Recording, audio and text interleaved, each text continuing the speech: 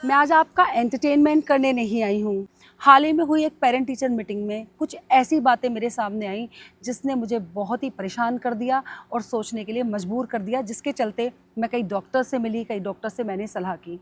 मुझे कक्षा 1 की पेरेंट्स ने बताया कि उनकी बच्ची को पीरियड्स आ गए हैं।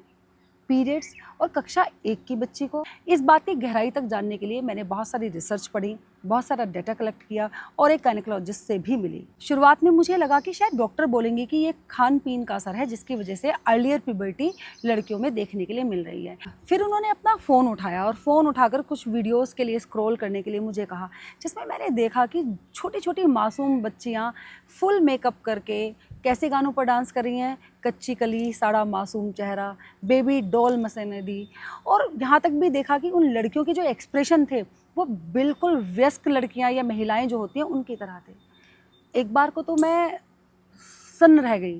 फिर उसके बाद मैंने समझा और धीरे धीरे फिर वो जब चर्चा आगे चली तो चर्चा में मैंने पाया कि ये केवल खान पीन का असर नहीं है, ये अर्ली प्यूबर्टी जो है हम पेरेंट्स ने भी अपनी बेटियों को गिफ्ट में दी है।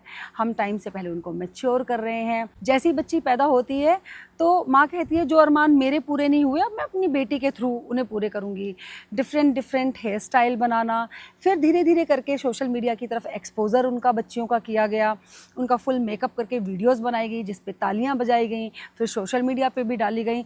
बच्चियों को कुल मिला के हमने मोटिवेट किया कि वो बड़ों की तरह बिहेव करें, लेकिन उनका जो शरीर था वो मात्र 6-7 साल का था। लेकिन उनके मस्तिष्क को जो मैसेज गया उस वक्त वो गया कि अब उसका शरीर प्यूबर्टी के लिए तैयार है। आपने देखा है कि चाइना और जापान के बच्चे जो बच्चियां हैं उनमें स्किल डेवलपमेंट के लिए कितनी कोशिश की जाती है। और भारत में जो एक बहुत ज़्यादा ट्रेंड इस वक्त देखने को मिल रहा है, छोटी छोटी बच्चियाँ सोशल मीडिया पर आकर रील्स बना रही हैं, डांस कर रही हैं, मेकअप कर रही हैं, फुल मेकअप कर रही हैं, आई मेकअप भी कर रही हैं।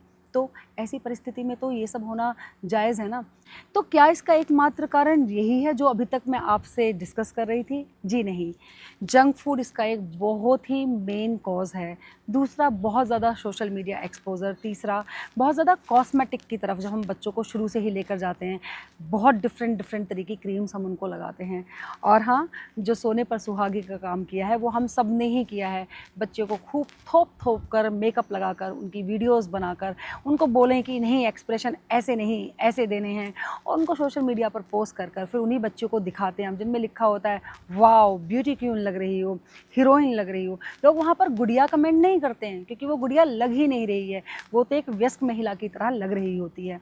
तो इन बेटियों को हमने इन्हीं सब कारणों के चलते गुड़िया से रानी बना दिया है। तो आज मेरी हर माँ बाप से हाथ जोड़कर विनती है कि थोड़ा सा अब रुक जाइए। यदि आप ये सारी चीज़ें सिर्फ इसलिए कर रहे हैं कि आपकी बच्ची को सोशल मीडिया पर या आपके अकाउंट को सोशल मीडिया पर एक लाइक मिल जाए तो ठहर जाइए। इसकी कीमत आपकी बच्ची अपने बचपन को खोकर कर रही है। और फिर हम शिकायतें करते हैं इतनी कम एज में पीरियड्स कैसे आ गए। मैंने तो एक पड़ोस वाली आंटी को ये तक भी कहते सुना था कि बेटा ये तो सब कुछ कलयुग के कारण हो रहा है। लेकिन इस कलयुग में हमारा व्यवहार और हमारा आचरण तो हमारे हाथ में है ना। इतनी कंट्रोलिंग तो हम एज अ पेरेंट्स अपने मन पर कर सकते हैं कि हम अपनी बच्चियों को किस प्रकार का वातावरण दें। तो एक चीज़ जो हमें आज से ही बदल देनी चाहिए, अपनी बच्चियों को एडल्ट सॉन्ग्स पर डांस कराना तो कम से कम हम बंद कर दें। उनके हाथ में वापस से गुड़िया थमाइए, उन्हें गुड्डे गुड़िया का खेल खेलने दीजिए, उन्हें मिट्टी में खेलने दीजिए, उन्हें ज़मीन से जोड़िए। अगर इस बात ने आपके दिल को छुआ हो तो ये वीडियो कम से कम एक माँ तक ज़रूर पहुँचाइएगा।